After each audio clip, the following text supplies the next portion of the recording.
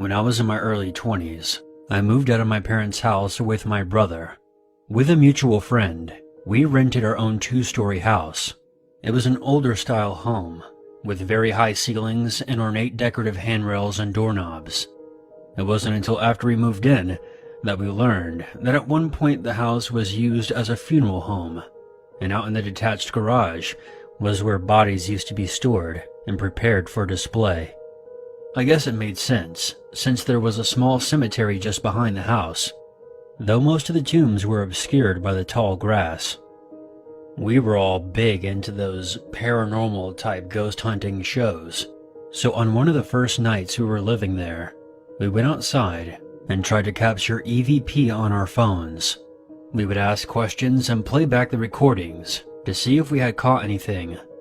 We were disappointed, but not surprised, when after about a half hour or so, we gave up, not uncovering anything even remotely creepy. But looking back, however, I think we succeeded in getting something's attention. It started slow.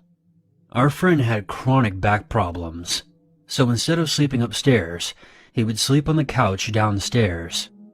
Every so often he would tell us that he heard footsteps or muttering voices coming from the far side of the house. Specifically the voice of a woman, talking in a kind of happy sing-song voice, like she was talking playfully with a small child. After a while, all three of us would begin to feel very uncomfortable downstairs at night. We felt as though something was peering in at us from the darkness outside. We covered all the windows with sheets, and our friend wasn't too happy about sleeping on the ground floor on his own. But me and my brother were not willing to sleep downstairs, and he didn't want to have to suffer climbing the stairs twice a day. One night, we awoke to screaming coming from downstairs. We ran down to the living room to discover our friend, staring wide-eyed up at the ceiling, clutching his blanket like he was trying to tear it in two. He said that he had awoken to the sound of ragged, labored breathing coming from the corner of the room, and when he called out, something shifted in the darkness.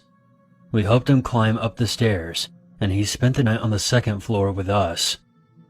I personally believe that I had the two most vivid, alarming experiences, even though I didn't tell my roommates about them at the time. There was this one time I was home alone, and I was cleaning up my bedroom and singing along to my tunes.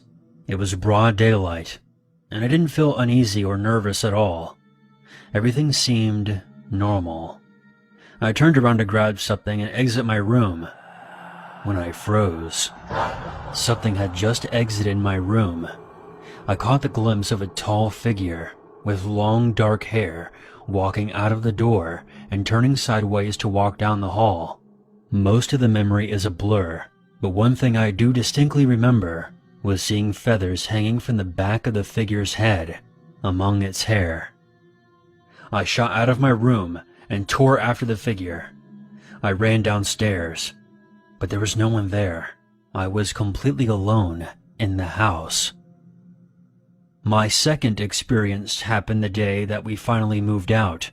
We had been living in the house for well over a year at this point.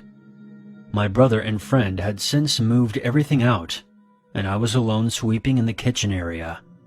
From across the house, I heard a soft thud, like a pile of towels had fallen over onto the floor. It made me pause, because I knew that there was practically nothing left in the house that could have been tipped over. I'm not sure why I decided to do it, but I began to speak aloud in the empty house around me. "We're leaving the house now, so we won't be bothering you anymore. If you have anything to say to me, now's the time." I waited a few seconds, but I got no response, so I tried again. "If you can hear me, show me a sign." I knocked hard on the counter 3 times, and almost immediately, from somewhere down in the basement, I heard 3 knocks mimicking my own in the same rhythm. I dropped the broom and power walked right out of the front door and waited on the front steps until my brother got back to pick me up. I told him that the cleaning was done and there was no reason to step foot in the house again. The one thing that I take away from this is that I'm never even going to pretend to mess with the supernatural ever again.